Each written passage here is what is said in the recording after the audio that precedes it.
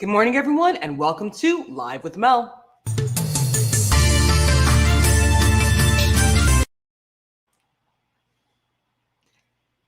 The insurrection that happened on January 6th shook this nation to its core.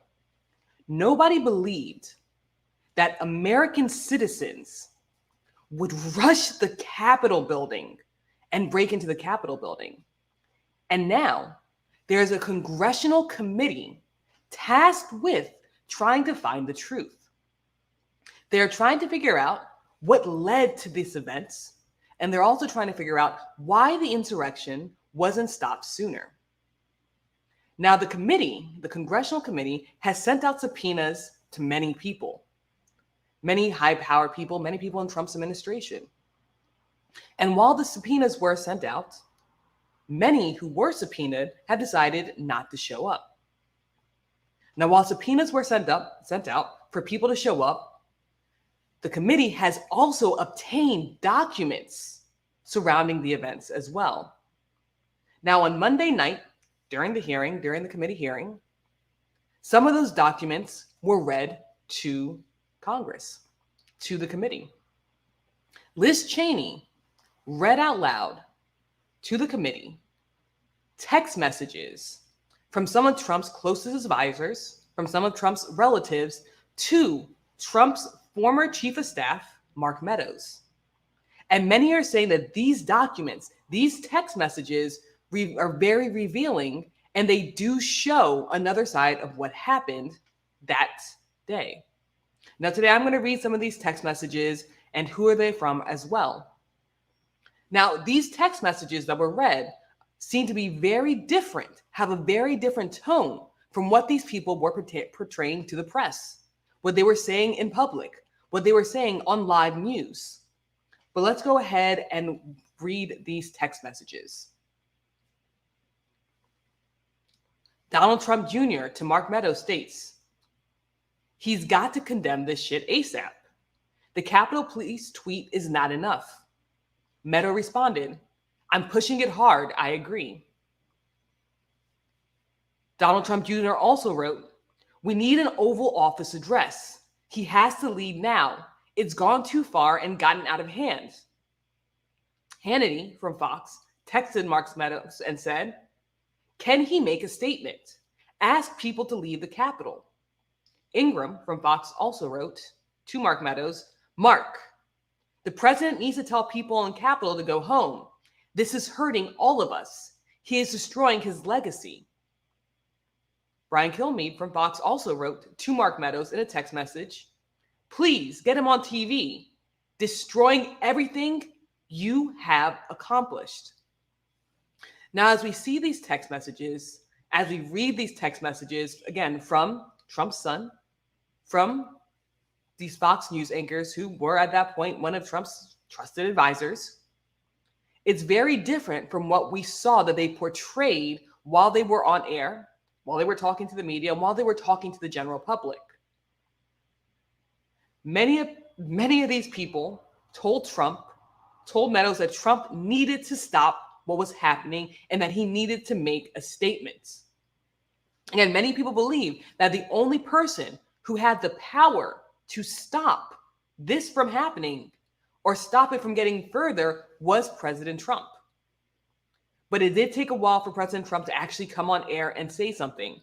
Essentially, it took all day. And it looks as though Trump did not listen to his advisors, did not listen to his chief of staff, did not listen to his son until late into the day. Until after the Capitol building was stormed. Until after people went inside the Capitol building and stole things and stole documents.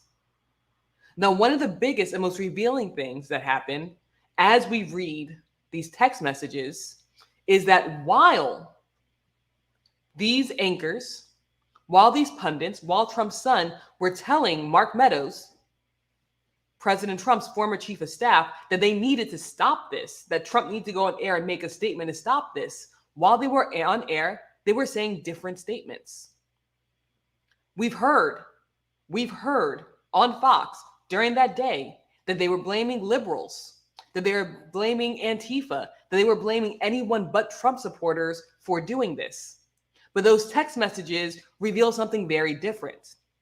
These text messages show that they knew that the people who were at the Capitol building, that they knew that the people who were breaking in, that were storming the Capitol building, were Trump supporters.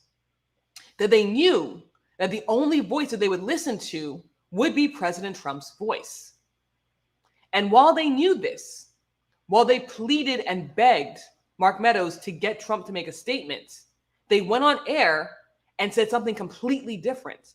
They went on air and spread misinformation. They went on air and spread lies about what was happening. And they tried to shift the blame from the people who were actually committing these atrocities to people who weren't even there, to people who weren't even involved.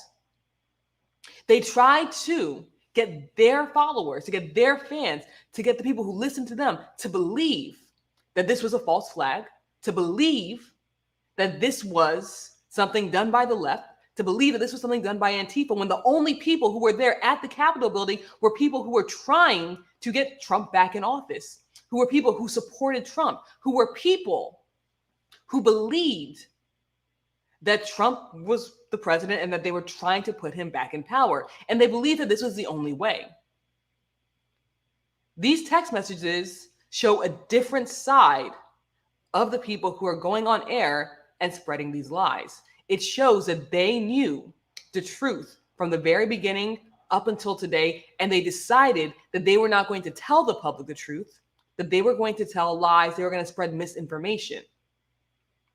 Now, while Meadows did release these documents, while a lot of other documents were obtained, many of the people are not showing up for subpoenas. Many of the people involved in this are not showing up, and we are seeing that Congress, that the committee is now voting to hold many of these people in contempt of Congress.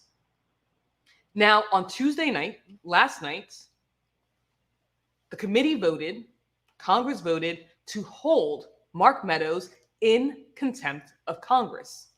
They wanted Mark Meadows to show up. They wanted him to testify. They wanted to ask him questions about what happened on that day, about what happened and his involvement and why this weren't stopped sooner. They also wanted to question him about these text messages. But Mark Meadows decided not to show up. Now, initially, Trump's chief of staff, Mark Meadows, stated that he was going to show up for the congressional hearings. He did state that he was going to come in and he was going to testify and he was going to speak to the committee, but then changed his mind last week and said that he was not coming in, that he was not going to speak because it was executive privilege and there were things that he couldn't say to the committee. And because of this, Congress held a vote. The House held a vote to determine whether or not they were going to hold Mark Meadows in contempt of Congress. And they voted last night and they decided that they're going to hold him in contempt of Congress. Now the vote went 22 to 222, to 208, with Adam Kinzinger and Representative Liz Cheney being the only two Republicans who decided that they were going to hold him in contempt of Congress, along with all the other Democrats in the House. Now, while they voted for this, it does go to the Department of Justice. It does go to the DOJ, and the DOJ will decide whether they will hold him in contempt of Congress. So we do have to wait to see what the DOJ says and what they do. But since they took the vote, it is now going to the Department of Justice. We are seeing that many of Trump's supporters, many of the people who were there with Trump that day or who supported Trump, are declining to show up for these hearings, and they're being held in contempt of Congress. Now, while Meadows did not show up, he has provided documents and text messages and emails to the committee. So he did not show up to speak, but he is providing the committee with the documents that they are requesting at this time. But Liz Cheney did come out and say, these non-privileged texts are further evidence of President Trump's supreme dereliction of duty during those 187 minutes. So essentially, Liz Cheney is stating that Trump should be held accountable for this, that he was aware and he could have stopped this during the 187 minutes that this was occurring. But again, the matter does go now to the DOJ, and they will decide whether to pursue the contempt referral. Now, contempt of Congress is a misdemeanor, and it can result in up to 1 year in prison or up to $100,000 fines. But let's go ahead and go to the comments. Joanna says, he did have the power to stop it, but he stalled because he wanted destruction. He wanted to continue to divide the country. What will these text messages do?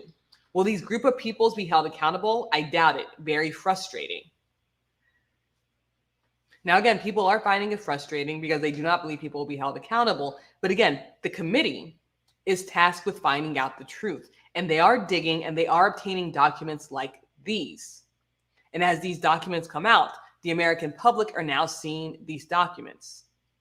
At the end of the day, the committee is tasked with finding out why the insurrection occurred and why it wasn't stopped sooner, and who should be held accountable for these events that happened on January 6th. Now, I know Joanna is saying, what will these documents disprove? What will these text messages prove?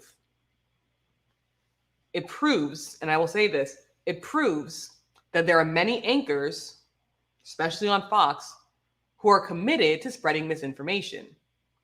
Because the text messages show that they knew that Trump had the power to stop it because these were Trump supporters. But instead of saying that on air, instead of imploring people who support Trump to stop, they spun the news. They spread misinformation. Ingram, Hannity, and many anchors at Fox basically stated on air during this event that the people storming the Capitol were liberals, that it was a false flag, that it was Antifa, when they knew, and these text messages show that they knew that these were not the people responsible. Now, as many of us know, Fox News is not a registered news program. They don't have to necessarily adhere to journalistic laws because they are an entertainment company. They're not a news company, they're an entertainment company. And that's why they're held to a different standard. However, many people who watch Fox, many people who view Fox, many people who are glued to that set and won't watch any other news program believe Fox News to be a news station and to spread, and they believe that Fox News is spreading the truth. But these text messages show and prove that Fox is purposely spreading misinformation to further push its own agenda. The anchors who knew that these were Trump supporters could have implored people at the Capitol building to stop. They could have stated that these are Trump supporters trying to put Trump back in office. They could have said that, but instead they chose to lie. Instead, they chose to put out misinformation. And that's what these text messages prove. At the end of the day, these text messages being revealed may not hold anyone accountable. At the end of the day, the committee may not hold anyone accountable. But it is showing to the public, to Americans, that they do have to be wary of where they get their information. Because these text messages show that Ingram, that Hannity, they all knew these are Trump supporters, and they chose to lie to the American public. They chose to lie to the American people in order to push their agenda. And I do think that is a dangerous thing. And if they lied about something that was so major, if they lied about something that was so important, if they lied about this, about an event that no one thought would ever happen, no one believed that American citizens would storm the Capitol building. If they could lie about that, what else are they lying about? What other misinformation are they peddling on their entertainment station? And let's go to this comment. Joanna says, Mark Meadows did not appear for the disposition, so will he be charged? Will there be any consequences? So at the moment, late Tuesday night, the House voted to hold Mark Meadows in contempt of Congress. Again, the vote was 222 to 208, with Liz Cheney and Adam Kinzinger voting along with the Democrats to hold him in contempt of Congress. Now, again, the question is, will there be any consequences? Essentially, how this vote works is House votes, and then they send the referral request to the Department of Justice, and the Department of Justice will determine whether or not they will press charges. Now, contempt of Congress is a misdemeanor, and anyone who is in contempt of Congress can face up to 1 year in prison or a fine of $100,000. With the way things are going, it does seem as though the Department of Justice will hold him in contempt of Congress, but we do have to wait and see. But the House did vote to hold him in contempt of Congress since he did not show up. And then Joanna says, and lied very publicly, witnessed by the world. Talking about the Fox News anchors. They did lie. And I think that's very dangerous. Again, Fox News is technically not a news channel. They are an entertainment entity. They're an entertainment program. When they came out, when they stated that they are an entertainment company, essentially they said anyone with common sense would know that this information is not true. And that's how they get away with being an entertainment company and not a news company. And since they are entertainment, they're not held to the same journalistic standards as a CNN, as an MSNBC. Tongue-tied today. They're an entertainment company. And because of that, they can sit on air and lie. And that is what we're seeing them doing time and time again. I do think it's time that we hold Fox News accountable. We're seeing these text messages. We're reading them. This is now public knowledge. This is now public domain. We know the text messages. We see that these pundits, that these news anchors, that these commentators knew that these were Trump supporters. They knew from the beginning till now, they knew. And they decided to lie to further their own agenda. And I think that it's something that we as the American people need to demand that they tell the truth. Again, they're not a news station. They don't have to. They can be as entertaining as they want. And we do see that they're entertaining. But many people do believe what these commentators say at face value. They do believe what they're saying. They believe that it's the news.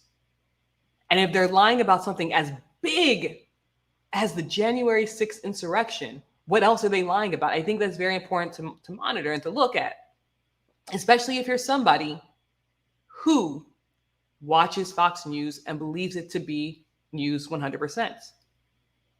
Now, again, I am not against people going to different stations and watching different stations to see, because every single news channel is going to be biased some way, somehow. We as people will always be biased. We will always lean towards the side that we believe in. It's human nature. CNN is going to be biased. The Washington Post is going to be biased. The New York Times is going to be biased. Everyone is going to be biased. Al Jazeera is going to be biased. We all have biases inside of us. Fox is going to be biased. But I do think there is a big difference between being biased, because we are as people, and outwardly telling a lie to the American public. And I do believe with the text messages that we are seeing from Fox News, from these anchors who knew that these were Trump supporters, and then went on air a few moments after they texted to tell Trump to stop, tell his supporters to stop. They went on air and lied and said that they were the liberals, that they were Antifa. We're all biased, but there's a big difference between being biased and leaning to a certain side, which all news stations do, and outwardly lying to the American public. And I do believe Fox News, again, they're called Fox News, but they are an entertainment company. You can look it up. I know I shock people when I say it all the time. They're outwardly lying to the American public. I do think we need to hold them accountable at the end of the day. So guys, thank you so much for tuning in. My name is Mel. I come live every single Monday through Thursday to bring you guys current events and let you know what's going on across the nation and across the globe as well. Again, today we spoke about Mark Meadows, about the text messages between him and Fox News, and then also about Mark Meadows now being held in contempt of Congress for deciding not to show up. So let me know what you think in the comment section below. If you agree with me, that's great. I want to hear it. If you disagree with me, that's great. And I want to hear it as well. Let me know what your thoughts are. We can have the discussion. I am open to having the discussion with people. So let me know what your thoughts are, whether you agree with me or not. I'm happy to hold the conversations. And I will see you guys next week. I hope everyone has a great weekend. And this has been Live with Mel. Thank you so much for tuning in. And I will see each and every single one of you next week. Have a great one, guys.